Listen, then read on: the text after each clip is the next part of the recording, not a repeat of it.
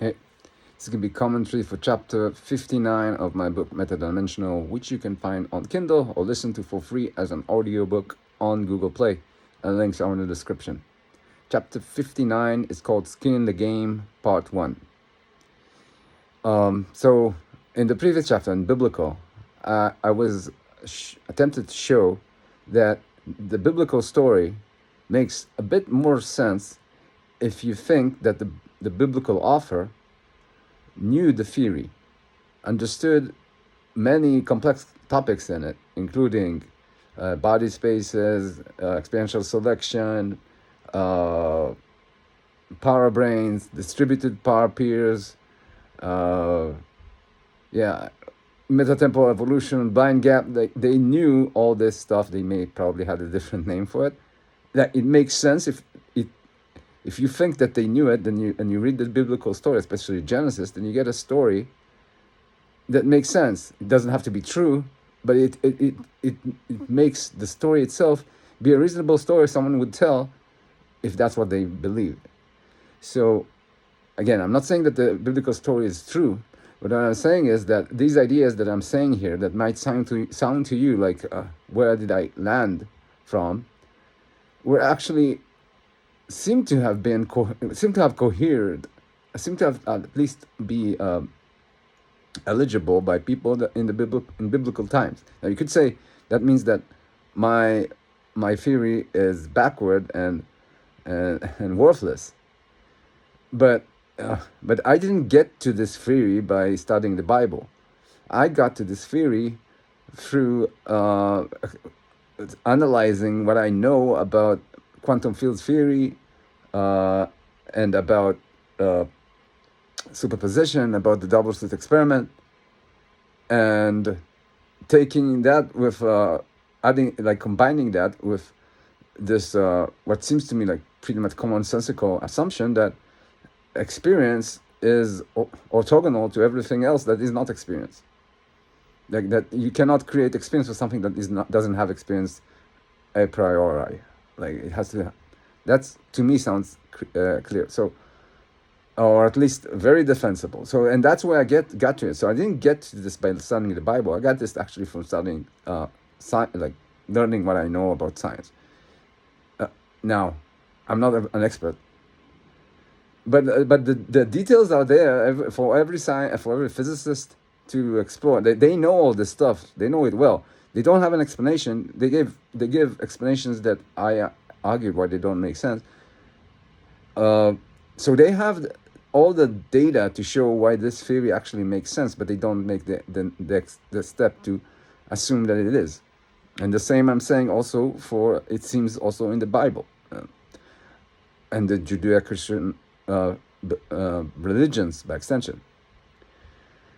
And now, and the same happens also if you think about it in spirituality, like New Age stuff. Everyone is talking about consciousness, but no one is making this extra, making these deductions, which are really trivial to make once you just go with it.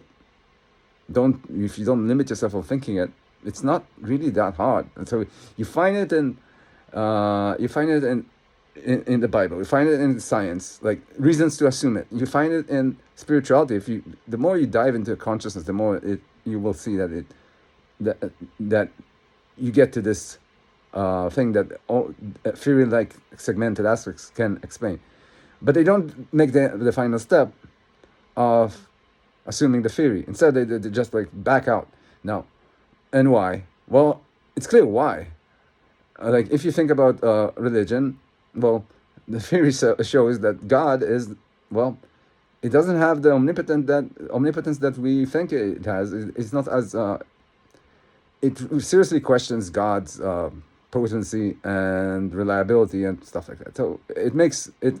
It says, okay, there is a God, but you shouldn't believe in something like that. If you assume the theory, you should reconsider.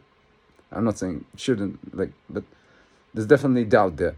For science, it pretty much destroys science. It makes science, instead of being like about objective truth, it becomes about some kind of subjective consensus, which is the same thing you get in politics. If you look in in spirituality, well, it pretty much tears down all the fantasies we have about our capacities to make change, because we always have to understand that we are limited by the consensus and we cannot exceed it. Now, so everyone has something to lose, and the thing is, what this chapter is about, I also had something to lose. You see, this is my third book. I wrote two books before. The first was Delta Theory in 2004, I think, and the second is Inconsistent, which is in the next chapter, which is 2010. And I thought I discovered something about reality that is important in these books, but I didn't. And by understanding this theory, I realized that these two books which I wrote, which I invested some. I actually tried to pursue it in academia, and in retrospect, I kind of made a fool of myself for trying, because I understand this theory now. So I had something. I'm saying I had something to lose. Now, what did I? Now, you might think, okay, you make theories all the time. What was my first theory? What was basically there? What I was saying is something like this: we are now operating in a reality where we say we don't know this, we don't know that. We are agnostic about everything, including in physics, science. I said, okay, let's just assume that at the end we won't find God, or we won't find some kind of supernatural force that is driving all of this. Then it means that everything about reality would be explainable, right? That everything would be rational, everything would be consistent.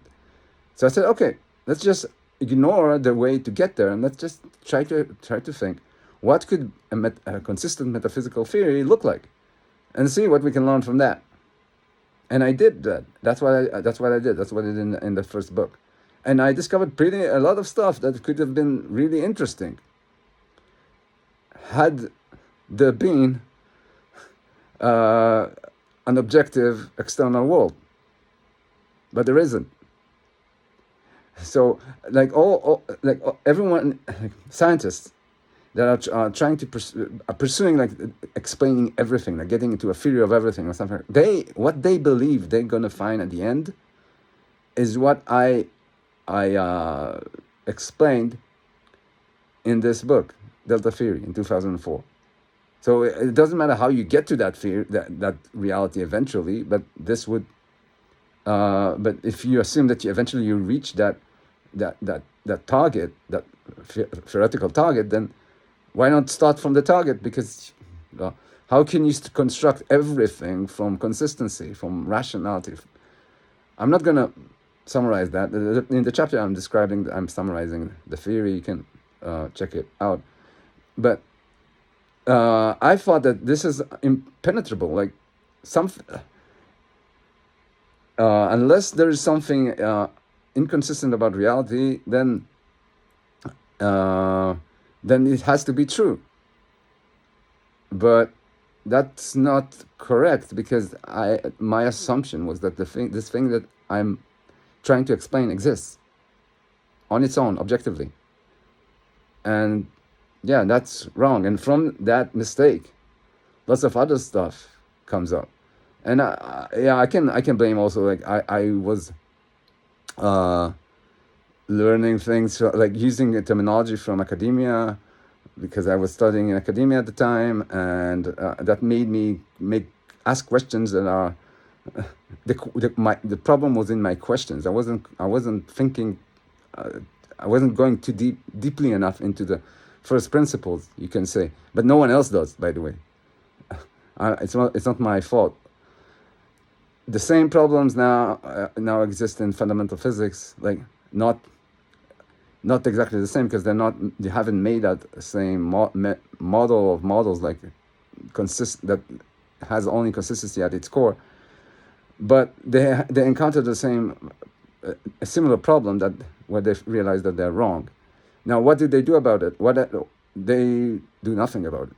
What I did about it, I tore away the first theory and the second, which I'll describe in the next chapter a bit, and wrote the third one Well, because I can.